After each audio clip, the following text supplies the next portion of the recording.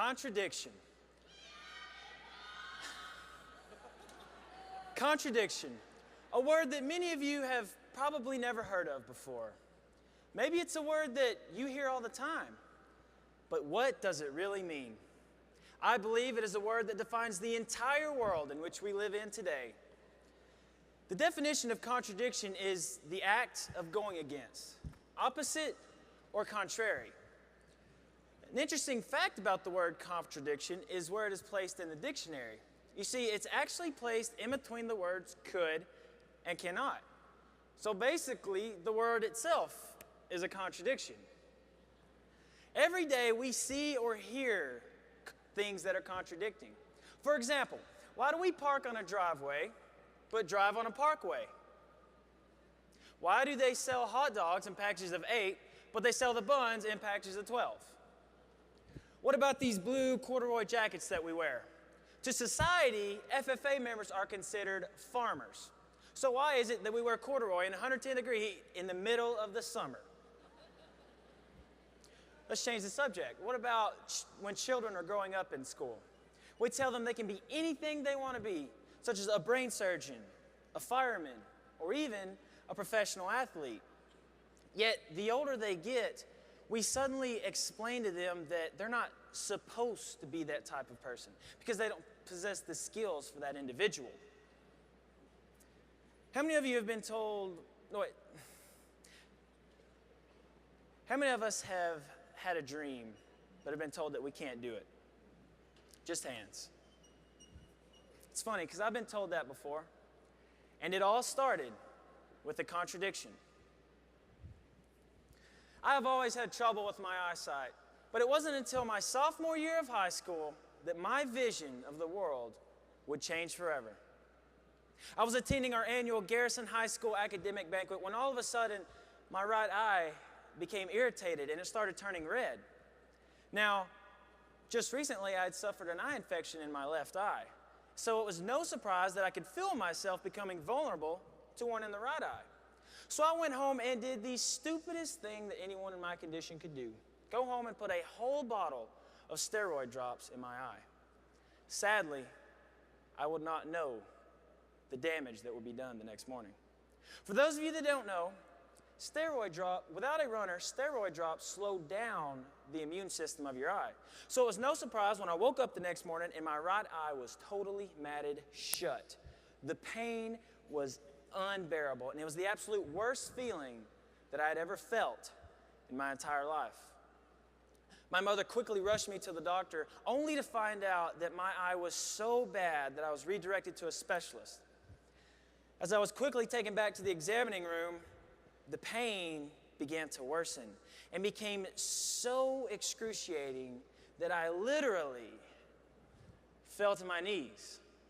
I had at least 4 nurses just trying to keep me conscious. Well, it ended up taking almost 2 weeks for my eye to heal after suffering from a bacterial infection caused by one of my contact lenses. During the 2-week-long healing process, a substance called scar tissue had managed to form over the center of my pupil, causing my vision to be substantially blurred. Upon discovering this, I was sent to a cornea specialist in Houston, where I was to have a cornea transplant on August 19th, 2008. Well, the surgery was supposedly deemed a success, and every month thereafter, I was to drive 3 hours back to Houston, get a checkup, until I was cleared. However, confusion began to consume the thoughts of my family, as after 5 months of recovery, my eye had made no progress at all. Instead of being nearsighted like I was before the surgery, I was now pronounced as being farsighted in my right eye. I was given the heart-sinking news that my eyes would never be normal again, and that any hopes that I had of finishing out my high school baseball career were pointless. I was barely even considered legal to drive, for that matter. But I wasn't going to let that obstacle, that contradiction, stop me from doing what I love doing. You see, exactly 1 year later, after seeing the contradiction and realizing what had to be done, I took the honors of being named All-District MVP and carried away the Garrison High School Offensive and Defensive Player Award. So Texas FFA, we have to see the contradiction and all the effects that come with it. They told me that I couldn't see and that I couldn't play baseball. But I saw the contradiction and I took it upon myself. Even though my eyes contradict themselves, we have to be able to realize whether or not we are living in a contradiction. I saw the irony that I was living in. If you can't see, you can't play baseball.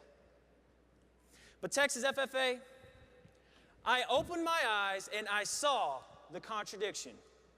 However, my mother took it a step further and proved the contradiction wrong. My mother, Shannon Gresham, encountered a disease a year and a half ago that literally held her inches away from death. The disease was called septic pneumonia, and a gut-wrenching fact about this particular disease is that 90% of the people that come face-to-face with it never come out alive.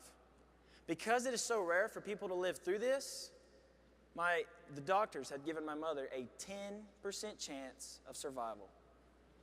It was undoubtedly the most devastating thing that my family had ever heard.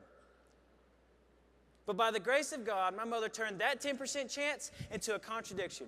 With the help of her family, her community, and her God, she was able to overcome that contradiction that society had placed on her, prove it wrong, and somehow managed to sit in this very chair today and watch me give the speech of a lifetime.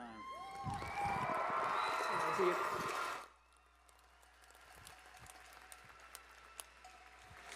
After all, who are those doctors to say that she wasn't going to survive? My mother may have had a 10% chance of survival, but after seeing the contradiction and realizing what had to be done, I can now honestly say that my mother is living at 110%. So Texas FFA, just like my mother did with her illness, we have to be able to overcome the contradiction and prove it wrong. So after we have seen the contradiction, we must indeed prove it wrong. But there's one more thing we must do before we can say we have broken the contradiction. Growing up, I've had a countless number of friends who would give me all of the respect in the world. However, there was always that one unique individual who would go to the ends of the earth to make sure that I had every ounce of his respect. And that friend's name was Chris. Now, Chris is no ordinary average guy. In fact, you might even be able to consider him abnormal. I say abnormal because Chris has something above his right eye that possibly no one else in this world has: a brain tumor. The effects of this brain tumor are speech impediment, blurred vision, handwriting disabilities, but most of all, a big, gracious, caring heart. Chris and I have been friends ever since we legitimately knew each other. We both had the same babysitter while both of our moms taught school.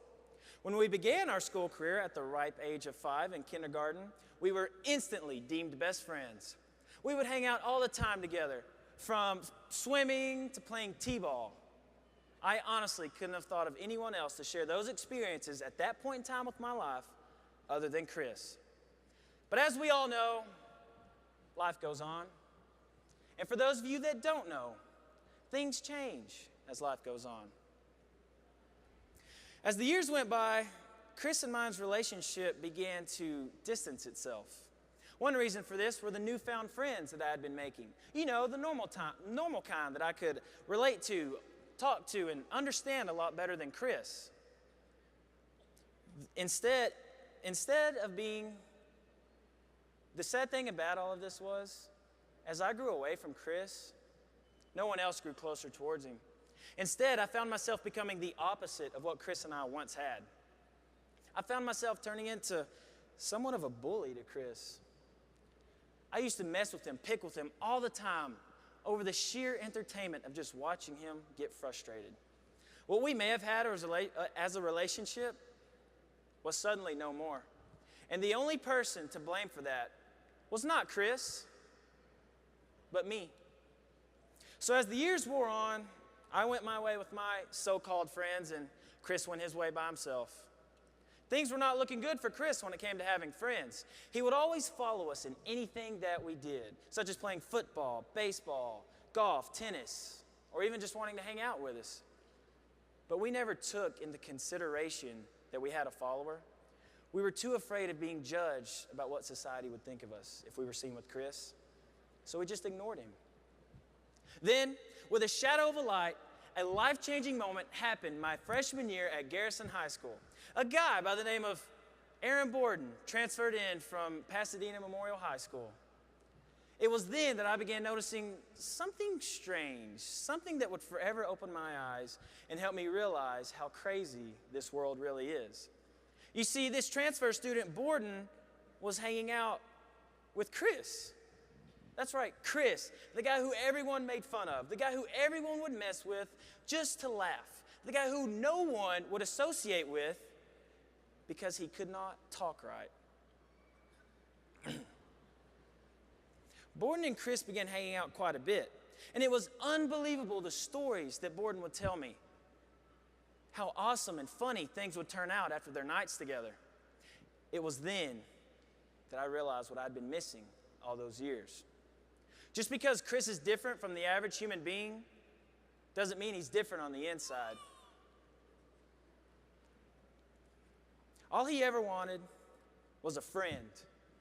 He used to be there for me whenever I never realized it. He was always on the sideline cheering us on when we were down by a few. He was always in the dugout screaming at me to strike out the next batter.